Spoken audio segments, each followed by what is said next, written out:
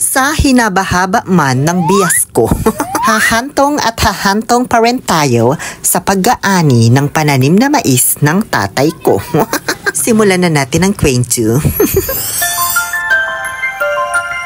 Habang ako'y naglalakad-lakad dito sa may maisan, naramdaman kong para bang tinatawag na ako ng mga bunga ng mais na ito na i-harvest na sila. Tuyong-tuyo na kasi tingnan nyo naman, diba? Kaya ayun, dali-dali akong nagkayas ng aking panusok na kawayan. Kailangan mo kasi ng isang matulis na panusok kapag nagpulwak ka or nag-harvest ng mais. Pulwak ang tawag namin sa proseso ng pag-harvest ng mais, ha? So yun na lang yung word na gagamitin ko kasi doon ako komportable.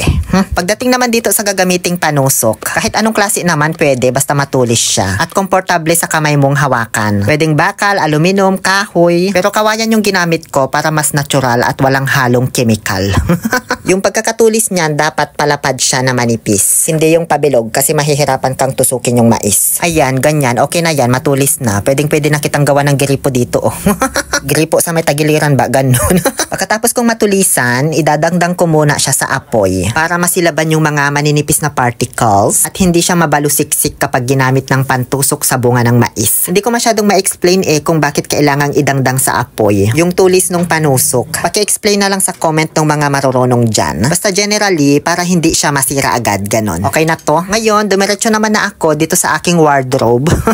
Para mag-change outfit. Kasi hindi na biro itong gagawin ko. Di lang ito simpleng pagpunta ko sa bukid na kahit nakasando, nakashort, nakachinelas, okay lang. Dito ay kailangan ko na ng full protection. Kaya ayan, nagsuot na ako ng aking mga protective gears. Medyas, Pope Pantaleon II, jacket, salakot or yabyab na bagong bili ko sa palengke. Di ko pa pala na-edit yung pagbili ko niyan. Kahit nakamedyas na, kailangan ko pa rin magsuot ng Zapato Incorporated. Hindi chinelas, baka mapigtas, tatapak-tapakan ko kasi yung puno ng mais. Nagsuot din ako ng face mask kasi makagatol yung dahon ng mais. At syempre, kailangan ng gloves Asiatic para hindi magkapaltos yung kamay ko. Nakakapaltos kasi ng kamay kapag pinupunsil na yung mais. At ngayong naka-ready na ang aking mga baluti at sandata, oras na para sumugod sa gyera. Anong tingin-tingin mo na naman dyan? Umiepal ka na naman sa vlog ko.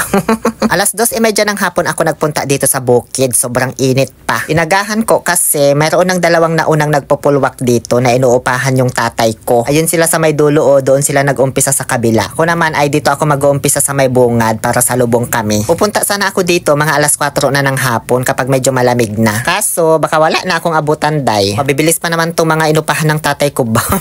Tapos ayan, inumpisahan ko na agad, din ako nagpatumpik-tumpik pa. Kasi lumbaan to, unahan, paramihan ng sakong makukuha mo. Kapag kasi babagal-bagal ka, mapag-iiwanan ka dito, magpapagod ka lang. Per sako kasi ang bayaran dito. Kapag nakaisang sako ka na nabalatan ng mais, may 40 pesos ka. So kapag nakasampung sako ka sa isang araw, may 400 ka, libre merienda dito sa amin. Lunch hindi, bahala ka sa buhay mo. Ngayon, ipapakita ko sa inyo kung paano ako mag-harvest ng mais. Tusok sa ibabaw, baba sa kanan, baba sa kaliwa, punsil, tapos tadyak. Tusok sa itaas, baba sa kanan, baba sa kaliwa, punsil or pitas, tapos tadyak sa puno. Ganun lang, kailangan mo lang kabisaduhin yung tamang timing at choreography para bumilis ka. Para ka lang ulit nagsi-circumcise ba?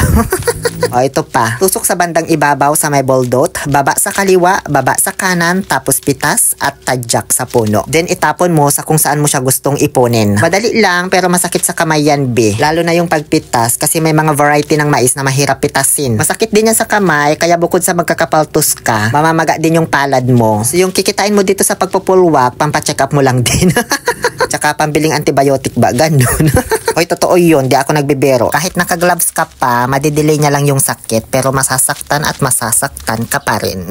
Ganyan kahirap ang trabaho sa bukid, Sanayan lang din kumbaga. Mai-immune din yung palad mo sa paltos at pamamaga kapag lagi mo nang ginagawa ito. Pero kapag first time mo, well, good luck. Ayan, time-lapse ko na para mapabilis ang gawain, ha? Ang kagandahan naman dito sa pagpupulwak, dahil nga sa per sako ang bayaran, hawak mo oras mo. Pwede kang magpahinga kung kailan mo gusto. Kaya nga ayan, bago pa man ako ma-heat stroke, sumilong muna ako dito sa may puno ng kamansi. Para huminga saglit at uminom ng tubig. At nang mahimasmasan ako. Ayan na pala yung natapos ko. Tapos yung mga inuupahan naman ni tatay, ayun, malapit na silang makarating sa akin, Hindi pwede ito. Kailangan ko nang bumalik agad sa pagpupulwak. Humayo kayo't magpakarami. Ayan, natahulan pa ako ng aso. Time-lapse ulit, syempre, para mapabilis yung gawain ko. Tapos pahinga na naman. Di kasi talaga kinakaya, alas 3 ba naman ng hapon? Kaya namang tiisin yung pagod yung init lang talaga ang di ko kayang tiisin, be. Tingnan nyo nga itsura ko, para na akong naliligo sa pawis ko ba. Totoo kasing kumikilos ako kapag nagbablog ako ng mga ganitong gawain sa bukid. Hindi yung magbibidyo-bidyo lang ng 3 minutes tapos okay na para lang may content ba. Ngayon, may papakita naman ako sa inyong ibang way ng pagpupulwak or pag-harvest ng mais. Ginagawa ito kapag pagod ka na tapos sobrang init na talaga. Una, pinipitas ko muna yung mga bunga nang hindi tinutumba yung mga puno niya. Tapos iniipon ko dito sa my ground floor. At kapag sa tingin ko sapat na yung naipon ko, saka ako uupo dyan para balatan. So ayun, nakaupo ka habang nagbabalat. Hindi ka pagod masyado tapos hindi pa masyadong mainit kasi nasa silong ka ng mga puno ng mais. Applicable ito sa mga maisan na nasa gitnang-gitna ng bukid talaga, yung wala kang makitang anumang puno na pwedeng silungan. Kaya instead na itumba yung mga puno ng mais, yan na lang yung ginagawang silungan. Mayat maya napansin ko nagkakarga na sa sako yung mga inuupahan ni tatay. Tapos napala sila, day. Ang bait nga nila, naawa sila sa akin. Tinirhan pa nila kasi ako, ayan, para naman daw may vlog pa ako ba. So ayun, tinapos ko na lang itong mga natira ng naka-timelapse para mas mapabilis ang gawain ko.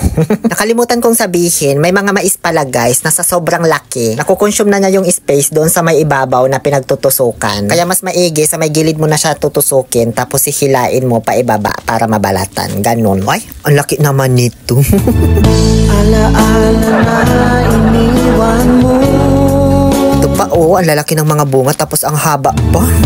Alaala na iniwan mo. Timelapse ulit para matapos na at makapagkarga na ako sa sako. Tapos na to, mga impacto. Ayun na pala yung mga na-harvest ng mga inupahan ng tatay ko. Nasa 20 na sako yan. Ito naman yung sa akin, nilalagay ko pa lang. Estimate ko siguro abot to ng mga nasa 10 sako din. Sa loob ng 2 hours, nakasampo. Pasado alas 4 na po ito nung matapos kaming magpulwak. Mayat maya, ayan, parating na yung Rotorua, New Zealand sa may likuran ko para hakutin itong mga napulwak na mais. Kaya kinakailangan ko ng bilisan ang paglalagay sa sako. Baka kasi maabutan nila ako dito, di ko patapos. Hindi nila to hahakutin, iiwanan nila. Ako yung mag-isang magbubuhat nito hanggang sa bahay. At ayan, tapos ko na po ilagay sa sako lahat ng mga napulwak ko. Nasa 1.5 sako siya. So bali kumita po ako ng 60 pesos in just 2 hours. Parang mas okay na yung ganitong kita kaysa mag-vlog. Kasi sa part ko, 3 araw kong i-edit ang isang video bago matapos. Tapos gagastos pa ako pag nagluto. Pag may pupuntahan, mamamasahe ka pa. Tapos pag upload mo, kikita ka ng $5.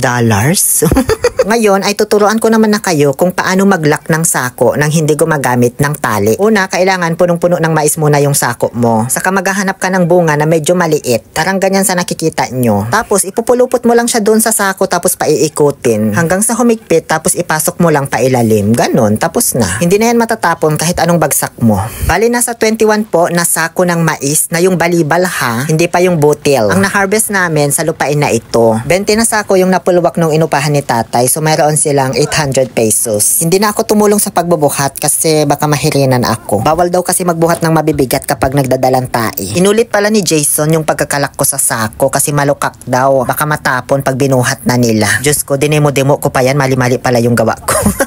Sa mga magtatanong pala dyan or magsasuggest kung bakit hindi na lang namin ito pina-harvest gamit ang harvester machine. Unang-una, maliit lang po ang lupain na ito. Tapos ito pa lang yung kauna-unahang hinarvest dito sa amin. Wala pa siyang kasabayan noon na mais na pwede nang anihin. So hindi pa gaaksayahan ng harvester machine na magpunta pa dito para lang sa 10 sakong butil ng mais, 'di ba? Sa effort pa lang lugi na sila. Bukod pa dyan, mas makakamura ka sa costing kapag nagpa-manual harvest ka ng mais. Medyo maabala nga lang talaga. Tapos syempre, gusto ko ring maipakita sa inyo yung ganitong manual na pag-harvest ng mais para maikumpara natin kasi meron din akong vlog na kailangan yung abangan. Gamit naman na yung mismong harvesting machine. Diba Sam? But that will be a story for another what if. I-follow nyo muna ako tapos i-like and share ang video na ito at mag-comment kayo kung taga saan ka. Kahit wala man akong pakialam. Para ganahan akong mag-upload, ha?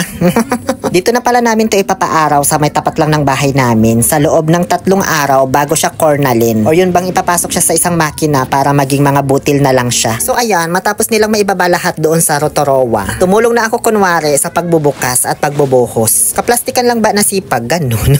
Kasi naka-vlog, kaya kunwari, sipag-sipagan tayo, be. O at least sinasabi ko yung totoo sa inyo. Di gaya ng iba dyan, ang sipag-sipag sa social media pero sa totoong buhay, tamad pala.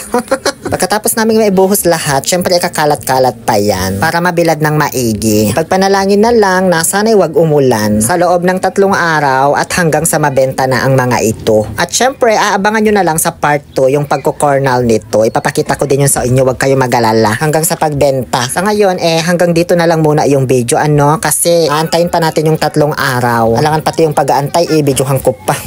Yun lamang po. Muli, ito po ang inyong Happy Pill Oliver Castro na nagsasabing, no to toxicity. Let's make people tired but happy.